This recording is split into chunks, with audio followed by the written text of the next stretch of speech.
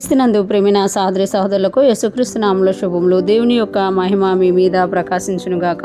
ఈరోజు దేవుడు మనకిచ్చిన మాట యోహాను సువార్త 10వ అధ్యాయము 14-15 వచనాలు. నేను గొర్రెల మంచి కాపరిని.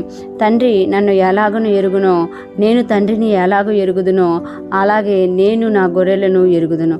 నా గొర్రెలు నన్ను ఎరుగును, మరియు గొర్రెల కొరకు నా ప్రాణము పెట్టుచున్నాను.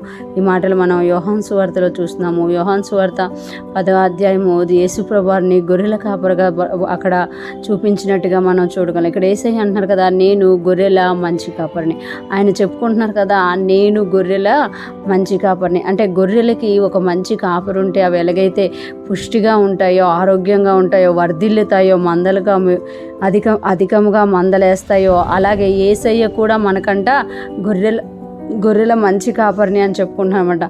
23వ కీర్తనలో చూస్తాము, యెహోవా నా కాపరి, నాకు లేము కలగదని.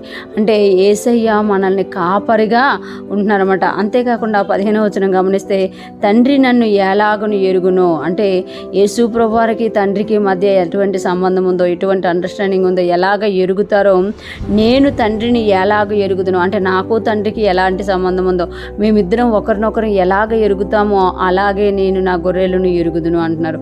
అంటే యేసు ప్రభువారు మనల్ని ఎంత గొప్పగా చూస్తున్నారు అని అంటే, తండ్రికి యేసయ్యని ఎలాగెరుగుతారో, యేసయ్య తండ్రిని ఎలాగెరుగుతారో అలాగే మనలను కూడా ఎరుగుతారంట. నా గొర్రెలు నన్ను ఎరుగును. మనం ఎప్పుడైతే ఆయన గొర్రెలుగా ఎదుగుతూ ఉంటామో, ఆయన నడిపించినట్టు మనం నడుస్తూ ఉంటామో, ఆయన పెట్టినది మనం తింటూ ఉంటామో, ఆయన గొర్రెలుగా మనము ఉంటూ ఆయన్ని ఎరుగుతామంట. నా గొర్రెలు నన్ను ఎరుగును, మరియు గొర్రెల కొరకు నా ప్రాణం పెట్టుచున్నాను, మరియు నా గొర్రెల కొరకు నా ప్రాణము పెట్టుచున్నాను అంటున్నాను. అంటే నా గొర్రెలకు ఏదైనా అపాయం వస్తుంది, ఏదైనా హాని వస్తుంది అంటే ముందుగా నేను ముందెళ్ళి వాటిని రక్షించి నా ప్రాణాన్ని పెడతాను అని ఇక్కడ యేసుప్రభువారు తెలియజేస్తున్నారు. దావీదు కూడా పాడి గొర్రెలను వెంబడిస్తున్నప్పుడు చూసి వాటిని వెంబడించడం మాన్పించాట. దేవుడు ఎవరిని ఎటువైపు తిప్పుకున్నాడు అంటే ఇశ్రాయేలీలను పరిపాలించడానికి తిప్పుకున్నాడంట.